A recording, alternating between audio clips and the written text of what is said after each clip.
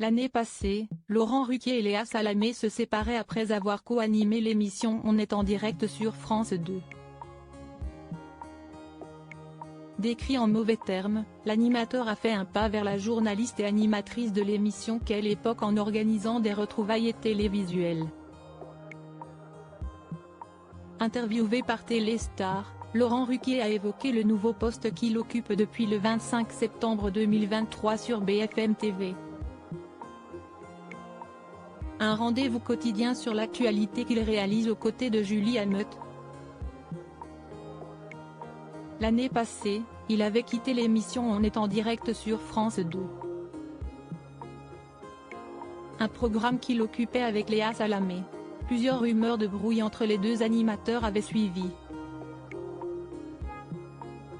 Alors, histoire de montrer qu'il s'entend bien avec son ancienne partenaire sur le petit écran, Laurent Ruquier a invité l'animatrice de l'émission Quelle époque dans son émission à l'occasion d'un hommage à Jean-Pierre Elkabbach, car elle l'a bien côtoyé. Comment se sont passées vos retrouvailles ? Lui ont demandé les journalistes. On était très contents, et l'un, et l'autre. Je savais qu'elle avait une réelle admiration pour Elkabbach, c'était une très bonne raison pour qu'on se retrouve. Je n'aime pas les vieilles rancunes. C'était l'occasion avec Léa de tourner cette page et de se le dire, a répondu l'animateur.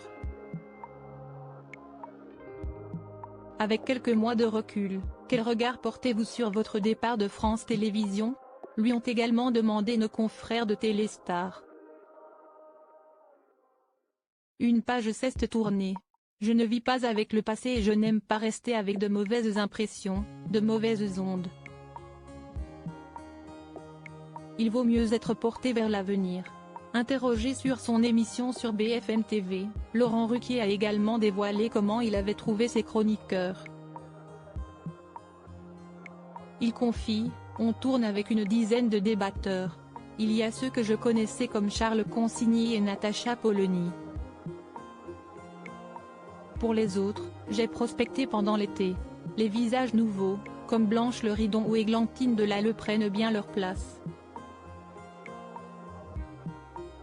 C'était important pour moi de les faire découvrir. La première de la nouvelle émission de Laurent Ruquier a d'ailleurs attiré près de 385